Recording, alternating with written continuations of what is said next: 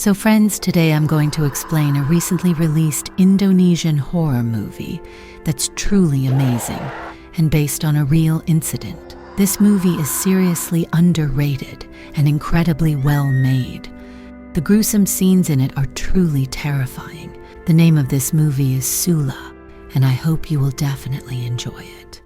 The story begins in 1976 in Jarugang Market of Serang Village, where we see some kids making a ball out of dry straw and heading into the fields to play. Just then, a boy named Abdi's father comes out and tells him to return home before evening, and Abdi agrees. After that, he keeps playing with his friends in the fields till sunset. But once evening comes, all the other kids leave for home. Darkness is about to fall, but Abdi and his friend Tris still feel like playing. While playing, their ball rolls deep into the crop fields. Abdi tells Tris that they can get the ball tomorrow, but Tris insists on getting it right now. So he drags Abdi with him into the middle of the crops. While searching for the ball, night falls, and they still can't find it. Abdi again tells Tris that they should go back, but Tris refuses to leave without the ball. Just then, they feel like someone is in the crops.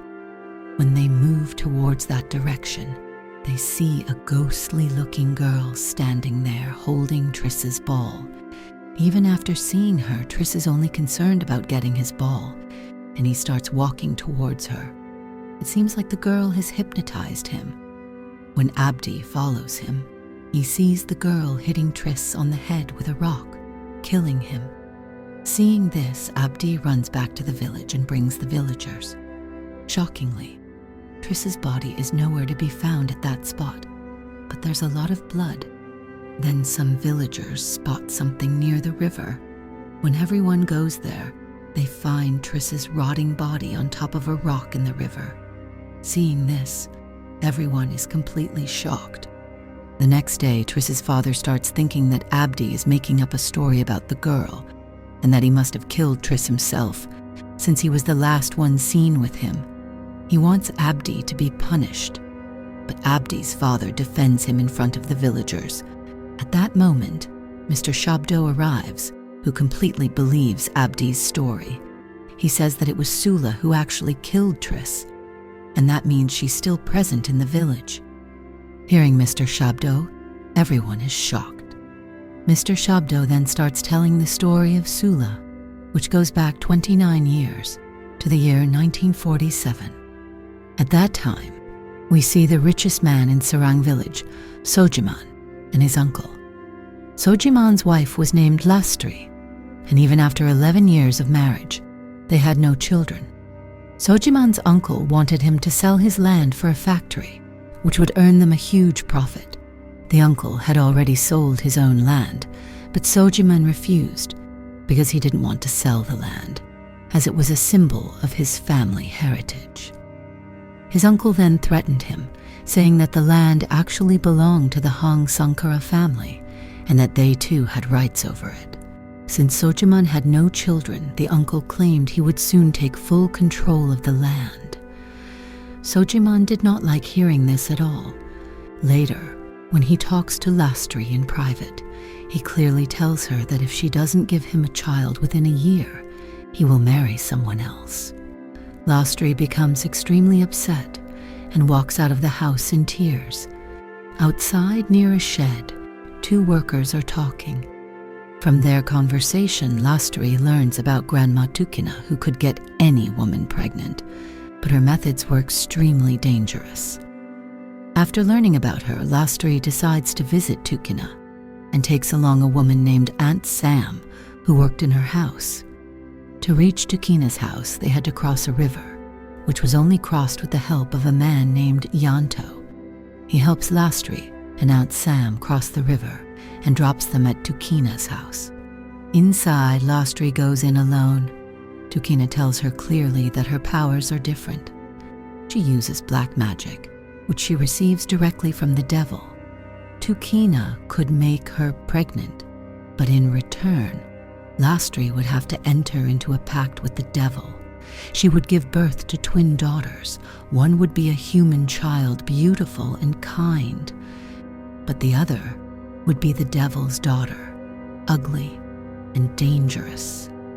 Lastri's condition was that she would have to raise both daughters with love and care for 10 years. After those 10 years, the devil would come to take his child, and Lastri could live peacefully with her human daughter. But there was a warning. If Lastri ever harmed the devil's child, it would bring destruction upon her entire bloodline. And just like now, nothing would be left in their home. Lastri was terrified by this, but since she had no other option, she agreed to the devil's terms. So she agrees to make the deal, and then Tukina performs a ritual in which she mixes some things into someone's blood and makes Lastri drink it. Along with that, she also starts chanting, and suddenly Lastri's body begins to stiffen and her stomach swells for a moment. Tukina completes the ritual and tells Lastri that she will become pregnant in 2 months. Lastri is very happy. 2 months pass, and we find out that Lastri has indeed become pregnant. Sojiman is very happy upon hearing this. He immediately says to inform the villagers. Back then, it was a tradition among wealthy people in the village to announce the arrival of a child as a big celebration. He even starts thinking of names for the twins. He picks the names Suma for one and Kumala for the other, as they were going to have twin daughters. Then we see Lastri's bedding ceremony. And finally, the day of delivery arrives. During the delivery, she sees the devil sitting on the sofa in her room. The first baby is born silently, which makes Aunt Sam think the baby is dead. But she doesn't tell Lastri, and instead encourages her to keep pushing. Then the second baby is born, who looks horrifying and deformed. Upon hearing her cries, Sojiman enters the room. First, he sees the dead baby and is deeply upset. But when he turns to the living child and sees her deformed appearance, he becomes even angrier. Realizing it's the devil's child, he immediately grabs a large dagger and starts to kill the deformed baby. Lastri tries to stop him because she knows about the deal she made with the devil, but Sojiman doesn't know anything about it, so he kills the baby. Suddenly the other baby, who was quiet until now, begins to cry. Sojiman becomes very happy hearing this and tells Sukir to announce it to the villagers. Now the story jumps ahead 3 years to 1950, where we learn that the surviving baby was named Kumala. However, she was disabled on her left side. Even at the age of 3, she couldn't speak properly. Sojiman and Lastri were very worried. We see some of Sojiman's relatives at the house. From their conversation, we learn that Sojiman was also born deformed and couldn't walk properly. But after getting massages from a woman named Mrs. Remy, he got cured. They had already taken Kumala to her, but nothing worked. Lastri overhears all this. A few days later, when Kumala is playing with a tricycle and Lastri stops her, Kumala yells at her. Sojiman sees this too. Kumala goes to her room and starts banging her head on the bed. Sojiman thinks she has gone mad. He drags her to the shed, ties her up, and leaves her there. The story now jumps to 1955. Kumala was still being mistreated due to her disability. She was kept tied in the shed. If you remember the deal with the devil, both children were supposed to be raised with love and care. But Sojiman had killed the devil's daughter at birth, and Kumala was also not being treated well. Her disability may even be a curse from the devil. One day, Kumala escapes and goes to the market where some kids were playing with a ball. They start mocking her disability and even beat her up. Sojiman and Lastri see this from a distance, but do nothing to help her. Kumala just stands there crying. Sojiman brings her back to the shed angrily and calls Sukar to bring his whip. He had warned Kumala many times not to go out, but she still went to the market. Aunt Sam, who truly loved Kumala, pleads with Sojiman not to hit her. Lastri also tries to stop him, but he listens to no one and whips Kumala badly. Later, when Sam is applying medicine, Kumala keeps crying. She doesn't even know what she did wrong. To calm her, Sam tells her to play the piano and gives her a doll that she had made especially for Kumala. It was Kumala's 8th birthday. That night, while sleeping with the doll, Kumala hears a voice from her cupboard. It was her twin sister Suma's spirit. Suma tells Kumala that she is her twin and that their parents killed her at birth because she was not beautiful. Kumala is scared at first, but starts to feel comforted when Suma promises not to harm her and says she'll protect her because she's her sister. She hugs Kumala. Kumala feels better, but then we see Suma's spirit give a creepy smile, and she doesn't appear in the mirror reflection, obviously, because spirits don't. The next night, while Sojiman is working, Kumala is playing the piano. He gets irritated and slaps her, which Lastri sees, but she says nothing, not even trying to calm Kumala herself. She just asks Aunt Sam to do it, showing that she wasn't fulfilling her duty as a mother. Aunt Sam tells Kumala to be strong. Then Kumala walks into Sojiman's room, and suddenly she's standing and walking perfectly. Sojiman is shocked, but before he can process what's happening, Kumala stabs a pen into his hand. This was done by Kumala, but influenced by Suma's spirit, as a punishment for what he did to her. In retaliation, Sojiman ties Kumala to a cross in the fields, leaving her under the scorching sun. She even asks her mother Lastri for help, but Lastri just walks away. This makes Kumala furious. That night, while Lastri, Sojiman, and Kumala are eating dinner, Kumala becomes possessed by her sister's spirit. She climbs onto the table, removes her undergarments, and urinates on the table while laughing creepily. Sojiman is shocked. He tells Sukir to tie her up. Kumala attacks Sukir. Lastri then sees Kumala's reflection in the mirror, but sees Suma instead. She's horrified and runs outside. When Lastri and Sam go outside, they see Kumala killing chickens and eating them raw. The next day, when Kumala is a bit normal, Sam lovingly tries to ask her why she's acting like this. Kumala tells her the truth, that it's not her, but Suma's spirit that's doing all of this, and that she's still with them. Lastri overhears everything and realizes she made a huge mistake by breaking the deal. She just wants to save herself from ruin, so she rushes to meet Tukina. Sam sees her going and tells her son Shabdo to look after Kumala for a while. Shabdo is the same man narrating the story in 1976 to the villagers. Anyway, back to the story. Lastri goes to see Yanto, who tells her that Tukina had died last month, which makes her panic even more because no one else can help her. So she tells Sam the truth, that she made a deal with the devil to get pregnant, something she had never told anyone until now. Sam is terrified after hearing this. Now the story moves ahead one more year, to 1956, where Kumala is being treated even worse. Sukir takes her to the shed, chains her, and tells her to stay quiet. He even locks the door from outside. Sam still tries to stop Sojiman, but he refuses, saying Kumala is becoming wilder every day. We see Sam talking to Kumala through the shed door, telling her that no matter what she becomes, she will always love her. Sam is the only one who gives Kumala any strength. The next day, Kumala is sitting in her room when the same village kids who bullied her before come and call her outside to play with a ball.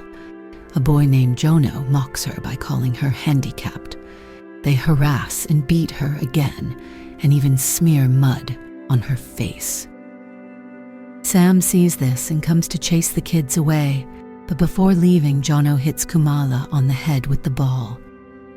Kumala is now crying, and then she sees the parents were just watching all this happen and still didn't try to help her, which made Kumala start to hate them. That night, Kumala was tied up again in the shed.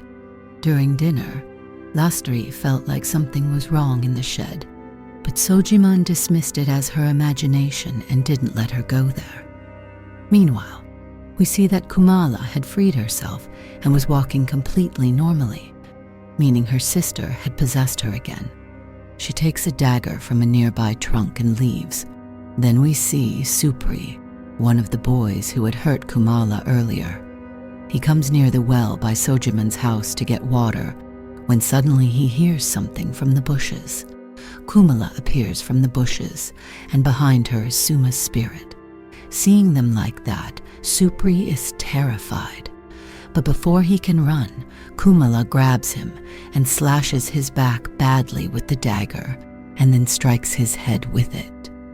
Next, we see Sukro and Karyo, who were also among the boys who had bullied her.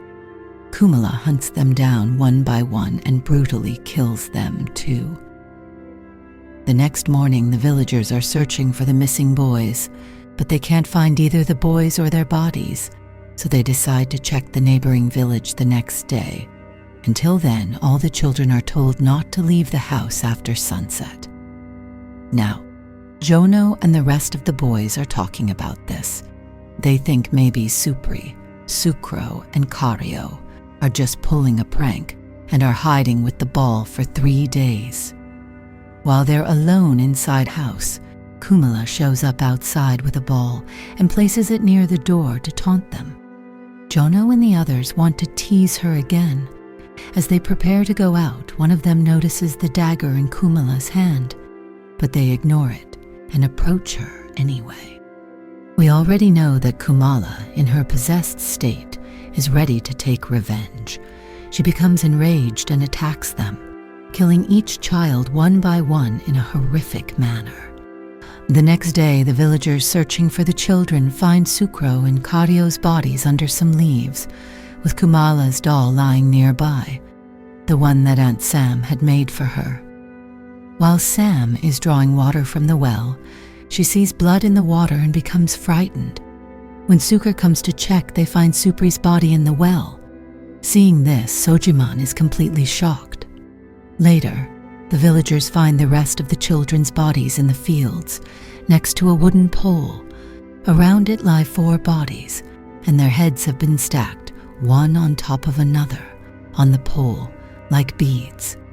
Everyone is terrified by the gruesome scene.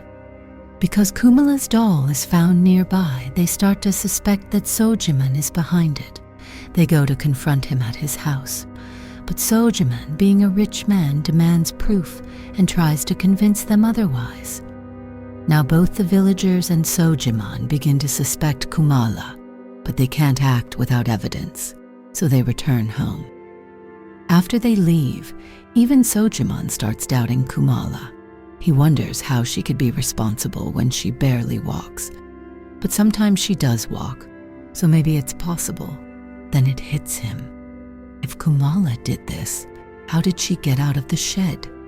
He discusses this with Lastri and goes to the shed, where he finds a big hole in the wall covered with sacks. That means Kumala had been using that hole to sneak out at night. So now Sojiman is convinced that Kumala is the one who killed all the children. But Lastri tells him that Kumala didn't do this. It was Suma's spirit, and she saw it with her own eyes. Hearing this, Sojiman is shocked. The vision of him killing Suma at birth flashes before his eyes. He goes to speak with Kumala. At first, she doesn't tell him anything, but when he promises he won't hurt her, she finally confesses that yes, it's all true, and that Suma's spirit made her do it. She says she tried to stop her, but Suma wouldn't listen. Kumala tells her father that Suma's spirit has sworn to kill everyone who hurt her. Hearing this, Sojiman quickly rushes downstairs and tells Sukir to lock Kumala more tightly in the shed. Then he goes to meet Mr. Kusan, a kind of shaman who might help separate Kumala from Suma. Sukir ties Kumala up again. She's crying and confused, not understanding what's going on. Aunt Sam comes to calm her down and comfort her. That night was also Kumala's 9th birthday, and she tells Aunt Sam that all she wants as a gift is for Sam to leave her and never come back, because Suma had told her that at midnight she would possess Kumala fully and take revenge for her death. Kumala didn't want to hurt Aunt Sam while being possessed. Sam doesn't want to leave her, but Kumala insists, so she agrees and leaves with her son Shabdo. Shabdo tries to ask her why they're suddenly leaving their job at Sojiman's house, but Sam doesn't tell him anything. Later that night, Sukir comes to feed Kumala. She doesn't like the food. Sukir speaks rudely, so Kumala, in front of him, catches a cockroach and starts eating it, enjoying it. Disgusted, Sukir walks away. Meanwhile, Sojiman reaches Kusan, the shaman, and tells him everything. Kusan performs a ritual using a pot and learns about Tukina's ritual and the deal with the devil. When Sojiman asks how to save Kumala and fix everything, Kusan's eyes turn white, and he says that the devil is furious because his child, Suma, was killed. He says that tonight, Suma will completely possess Kumala forever. When he comes back to normal, he gives Sojiman a dagger that can weaken Kumala's powers. Sojiman must weaken her and bring her to Kusan, who will then perform a ritual to save her. But if things get out of control, Sojiman must stab Suma, that is, Kumala, in the heart with the dagger to end it, because that's the only way to destroy the devil's child in living form. They couldn't leave her in the human world. Both of them had to be destroyed. So Jiman agrees to this and heads back home with the dagger. Meanwhile, Sukir, who was asleep that night, hears Kumala's voice. She had freed herself again. Obviously, she was possessed. She comes outside Sukir's house, crying as a trap. When Sukir tries to grab her, Kumala attacks him with the dagger. He dodges the first strike, but now he's so terrified that he runs to Sojiman's house and locks the gate from inside. But Kumala, enraged, attacks the gate repeatedly with the dagger until she breaks it and enters. As Sukir tries to run, Kumala throws the dagger and it pierces his chest, killing him. Then she brutally slits his throat. Next was Lastri's turn. She was sleeping peacefully in her room when she heard Kumala playing the piano. Curious, she walked toward the piano room. When she gets there, she sees Kumala smiling creepily and moving toward her, ready to kill. Lastri had already seen the reflection that it was actually Suma controlling Kumala, and she becomes terrified.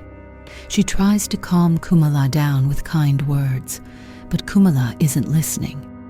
Lastri runs into another room where she sees Sukir's corpse and realizes her time is near. She quickly blocks the door with a large table, trying to prevent Kumala from entering. But Kumala attacks the door with the dagger, and when it's weak enough, she kicks it open. Now you may be wondering, how can a little girl do this? Well, she's possessed by the devil's child. Suma, inside Kumala's body, was determined to avenge her death. Lastri tries to explain that she didn't do anything, that she couldn't stop it, and she even tried to protect Kumala, but was too scared to tell Sojiman the truth. Despite all this, Suma doesn't listen. She believes Lastri only stayed silent to protect herself.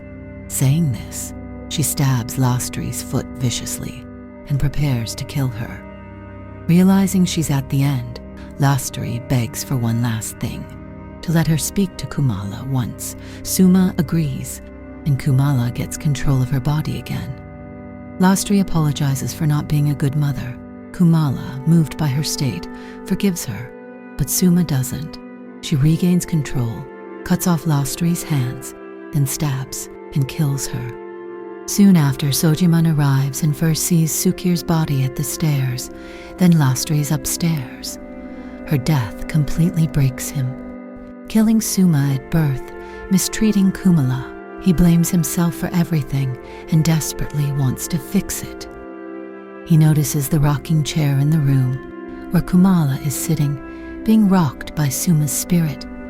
Then Suma re-enters Kumala's body and attacks Sojiman, injuring him badly. Somehow he escapes and reaches the village. There, he beats the emergency drum, calling all the villagers. He tells them about Sukar and Lastri's deaths. Everyone is shocked and rushes to his house, where they see the bodies and are horrified. But Kumala is missing.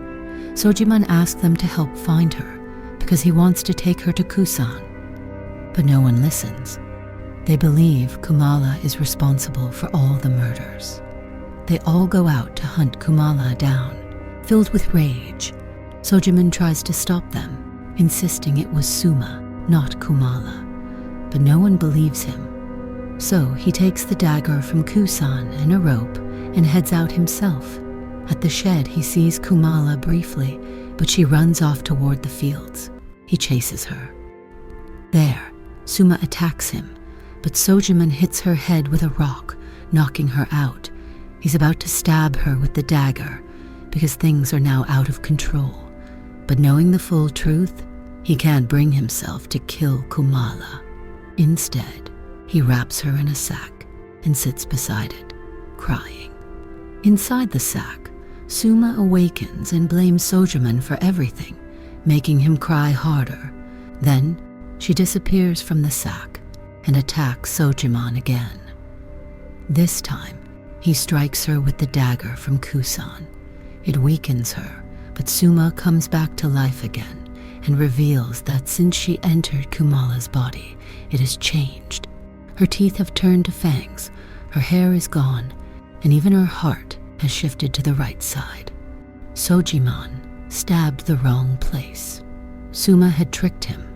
He then slashes open Sojiman's stomach, spilling his intestines, and then takes 2 wooden sticks and pierces both his eyes, killing him instantly. The next day, the villagers find Sojiman's body crucified in the fields, just like he used to hang Kumala as punishment. Kumala, possessed by Suma, kills Kusan too with his own dagger. The devil's child has completed her revenge. Now the scene returns to the present day, where Shabdo finishes telling this story, explaining that ever since then, it is believed Suma, the devil's child, still lives in that village. That's why no child is allowed out at night, which is why Abdi and his friends were warned in the beginning to leave before dark. Every household now leaves offerings for Sumala so she won't harm them. But that night, we see that Triss's father, despite knowing the truth, does not leave an offering, still believing that Abdi killed Triss, not Suma. When he comes outside at night, he sees Suma eating a mutilated body. Then we're shown a note that says, this story is based on true events.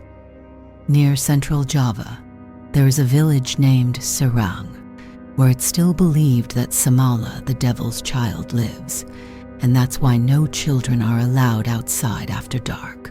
That's where the Suma movie ends,